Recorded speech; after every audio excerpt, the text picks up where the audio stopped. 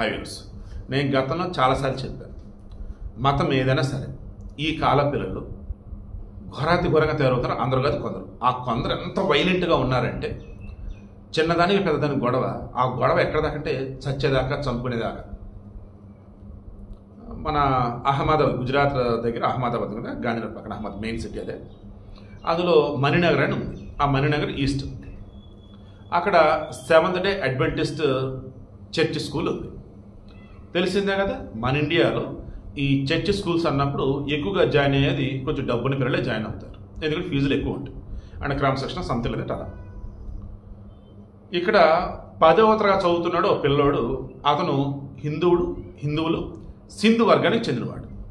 Next 8వ తరగతి పిల్లోడు అన్నాడు. మరి 8వ తరగతి కథ నాకు అనిపిస్తే క్రాస్ సెక్షన్ 9వ తరగతి తెలుసు. 9వ తరగతి పిల్లోడు వచ్చేసి ముస్లిం అబ్బాయి. మరలా చెప్తున్నా, స్టార్టింగే చెప్పా, ఇది మతాల మధ్య చిచ్చిపెట్టేది కాదు. మీది ఏ మతమైనా మీ పిల్లలని మీరు కనుక సక్రమంగా పెంచకపోతే వైలెంట్గా తయారవుతారు చెప్పేది ఇది. ఓకేనా? అది అండ్ ఉన్న విషయం చెప్తున్నా. ఎందుకంటే అక్కడ సింధు వర్గం చెందిన వాళ్ళు మొత్తం కూడా వచ్చి మతానికి ఇది చేస్తూ వాళ్ళు హడావుడి చేస్తారు. అందుకని నేను చెప్తున్నా ఒక పాయింట్ వద్ద. ఇతను ఏం చేశాడంటే వెనకాల చాట్ అటాచ్ చేసాను చూడండి. ఇతను ముస్లిం పిల్లోడు అన్నాడు కదా, 9th క్లాస్ పిల్లాడు. వాడి ఫ్రెండ్తో చాట్ చేస్తున్నాడు. ఫస్ట్ ఆ స్నేహితుడు అడిగాడు ఇన్స్టాలో, ఎక్కడున్నా నువ్వేం చేస్తున్నావు ఏంటి అన్నప్పుడు, ఏమైంది ఏంటి అని చెప్పంటే, నువ్వేమైనా చేసావంటే, అదే ఏం చేశానంటే నీ పేరు బయటకు వచ్చింది, నువ్వు వాడు చంపావా అంటే, నువ్వు వాడిని ఏమైనా చేసావంటే పొడిచాను. ఒరే నాయన ఎందుకు కొడితే అయిపోయింది కదంటే, లేదు నువ్వెవరు ఏం చేస్తావు ఏం పీకుతావు అని చెప్పేసి నన్ను అన్నాడు, రచ్చగొట్టాడు, అందుకే చంపేశాను. కొద్ది రోజుల క్రితం గొడవ అయింది. ఆ పిల్లడు బాగా దెబ్బలు తేలే, ఆసుపత్రి అడ్మిట్ చేశారు. ఎవరు కూడా ఏంటంటే తెలియదు. ట్రీట్మెంట్ నడుస్తుంది, పిల్లడు చనిపోయాడు.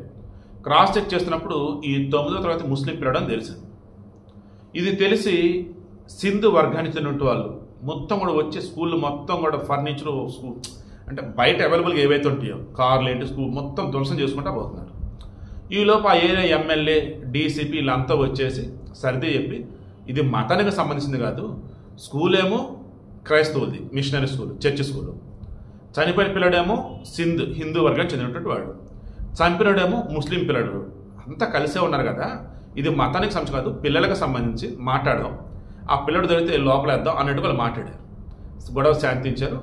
ఈలోపు ఎవరితో చాట్ చేసి ఏంటని చెప్పేసి బయటకు వస్తే ఫ్యూజ్ ఎగిరిపోయినా ఒక్కొక్కరికి. ఏంటో తెలుసా, ఫైనల్లీ ఎవడైతే చాట్ చేసే స్నేహితుడు వాడు చెప్తున్నాడు, రే ఫైనల్లీ ఇంక నువ్వేనా అందరికి అర్థమైపోయిందిరా, అజ్ఞాతంలో వెళ్ళిపో, కొన్నాళ్ళు దాకో, తర్వాత చూసుకోదని చెప్పేసి అన్నాడు. ఓకే సరే అని చెప్పేసి అన్నాడు. పొడిచింది నేనే, చంపింది నేనే, ఏంటంటే నువ్వెవడో ఏం చేస్తావు అన్నాడు. అందుకే పొడిచే చంపేశాను.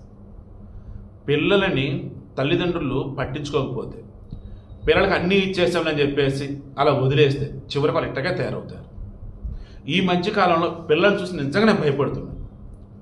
దేవుడి దే వల్ల మా అక్క పిల్లలు బంగారం చక్కగా పెరిగారు. ఎప్పటికప్పుడు వాళ్ళు మొత్తం ఫ్రెండ్లీగా ఉంటే అన్ని చెక్ చేసుకుంటూ ఉన్నాడు. ఇప్పుడు ఒకవేళ నాకు పెళ్లి చేసుకుని అనిపిస్తున్నా, పిల్లలు వద్దనిపిస్తుంది. ఈ కాలం పిల్లలు పెంచేలా లేవు మనం. ఎందుకంటే మన ఎదురు ఒకలాగున్నా పక్కలు వేరేలా బిహేవ్ చేస్తున్నారు వాళ్ళు. నేను అలా అని చెప్పి అందరూ అనను, అంటే నాకు అనిపిస్తుంది అదే అంటున్నా అంతే. అంటే టోటల్ ఎడ్యుకేషన్ సిస్టమ్ మారాలి. పేరెంట్స్ మొత్తం కూడా వాళ్ళు చిన్నప్పుడు ఎలాగైతే ఉన్నారో ఫ్రెండ్లీగా వాళ్ళ అమ్మా నాన్నలతో, అలా ఇప్పుడు ఉండాలి. అప్పుడే ఈ సిస్టమ్ బాగుంటుంది. అన్నిటి గురించి మళ్ళీ చెప్తాను. ఎప్పుడైతే ఆన్లైన్ గేమ్స్కి అలవాటు పడ్డారో, ఎప్పుడైతే సోషల్ మీడియాకి ఎడిక్ట్ అయ్యారో, ఇక ఆ రోజే సమాజం సర్వనాశనం అయిపోయింది. బట్ స్కూల్ పిల్లలు ఉండి చంపటాలు ఏంటో అసలు ఊహిస్తేనే భయం వేస్తుంది.